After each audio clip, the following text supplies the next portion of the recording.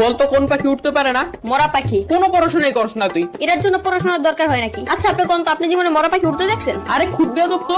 এই তোর নাম কি? কত গুরান কে মরা পাখি উঠতে পারে? এই তুই থাকুস কই? আমার বাসায় থাকি। বদমাইশ, তোর বাসা কই এটা জিজ্ঞেসি। না আপনি জিজ্ঞেসেন আমি কই থাকি। আজব তো, এবার কত তোর বাসা কই? আরে আমি যেখানে থাকি ওই জায়গায় আমার বাসা। তোর কিন্তু আমি মাইর দিমু। পড়া তো পারস না, আবার তেরামি করস। কেন কোন পড়া পারি নাই আমি? ওই দিন তোর একটা অঙ্ক জিজ্ঞাসিলাম, পারস নাই। কোন অঙ্ক পারি নাই ধরেন এখন। ধর তোর কাছে 20 টাকা আছে, তুই 10 টাকা তোর বন্ধুরে দিলি, তোর কাছে কয় টাকা থাকে? আপনি অঙ্ক বাদ দেন, আমি কে তুই বললো যে 10 টাকা দিয়া দিমু? এই যে কোথায় কোথায় বেয়াদবি করস। এত সহজ অঙ্ক ধরলাম তাও পারস না। কি পড়স তুই? শার্ট পরি, প্যান্ট পরি, গেঞ্জি পরি, জুতা পরি। ওই সার করতে হইব না, মাথায় জ্ঞান বুদ্ধি বলতে কিছু নাই তোর। আপনার চেয়ে বেশি আছে। আবার তেরামি করস। কেন আমি কি? আপনি আমার বুদ্ধি পরীক্ষা করে দেখেন। তাইলে ক, সমুদ্রের মাঝখানে একটা লেবু গাছ থাকলে তুই লেবু কেমনে আনবি? বাজার থেকে কিনে আনবো। আর আমি বুঝাইতে চাইতেছি যে ওই গাছ থেকে লেবু কেমনে আনবি। ডানা দিয়ে উইরা উইরা। তোর তো ডানাই নাই, ডানা কি তোর বাপে লাগাইবো? সমুদ্রের মাঝখানে লেবু গাছ কি তোর বাপে লাগাইবো?